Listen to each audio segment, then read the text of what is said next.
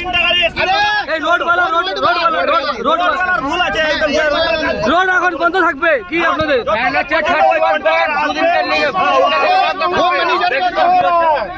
Bike और pickup van की आमने सामने भिड़ंत होने से एक बाइक सवार गंभीर रूप से घायल हो गया। घटना के विरोध में स्थानीय लोगों ने राष्ट्रीय राजमार्ग जमकर विरोध प्रदर्शन किया है। घटना उत्तर दिनाजपुर जिले के ग्वालपोखर थाने के पांजीपाड़ा के नयाहाट इलाके में राष्ट्रीय राजमार्ग 31 पर घटी है।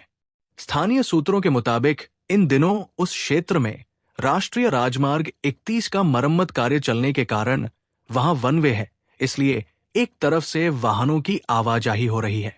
रविवार दोपहर रायगंज दिशा से आ रही पिकअप वैन और बाइक की आमने सामने भिड़ंत हो जाती है, जिससे बाइक सवार गंभीर रूप से घायल हो गए। घटना के बाद स्थानीय लोगों ने घायल बाइक सवार को रेस्क्यू कर इलाज के लिए इस्लामपुर अनुमंडल अस्पताल में पहुंचाया, जहां पर उस घायल बाइक सवार का इलाज चल रहा है। स्थानीय लोगों ने राष्ट्रीय राजमार्ग का मरम्मत का काम कर रहे ठेकेदारी संस्था पर लापरवाही का आरोप लगाते हुए राष्ट्रीय राजमार्ग को जाम कर प्रदर्शन शुरू कर दिया।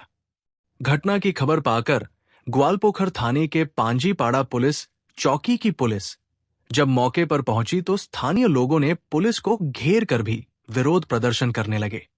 हालांकि बाद में पुलिस विभाग के वरिष्ठ अधिकारियों की हस्तक्षेप करने एवं प्रदर्शनकारियों से बातचीत कर मामला शांत कराए, तब जाकर वहां पर यातायात स्वाभाविक रूप से चालू हो सकी। কিন্তু ওই পর্সা এই যে রোডের যে কাজ করছে, যে কন্ট্রাক্টর কাজ করছে তার গফলতি আছে, তার জন্য অ্যাক্সিডেন্ট হচ্ছে।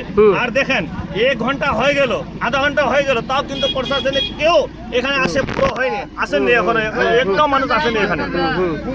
তো মানে কেন রোড অ্যাক্সিডেন্টটা কেন হচ্ছে? কেন হচ্ছে? ওই যে ওয়ান ওয়ে হয়ে চলছে, 2 লাইন আছে কিন্তু এখানে ওয়ান ওয়ে চলছে।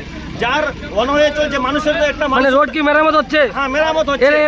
এদের কোনো ই নাই কোনো? ওদের যারা মেরামত করছে তাদেরই গাফলতে আছে। রোড অবরোধ কতক্ষণ চলবে আপনাদের? হ্যাঁ রাত চলবে যতক্ষণ পর্যন্ত দিনের বেলা দিন। এই জায়গায় কাজটা উনি এক জায়গায় একটা কাজটা বন্ধ করবে, এই জায়গায় তো উনি রাস্তাটা ক্লিয়ার রাখবে। ঠিক আছে, সেটা উনি ক্লিয়ার করছে না কিন্তু। ইসলামপুর থেকে পুরো কাজ করে আসতেছে না। রোড অল্প এখানে করতেছে, রোড অল্প ওখানে করতেছে। রোডওয়ালা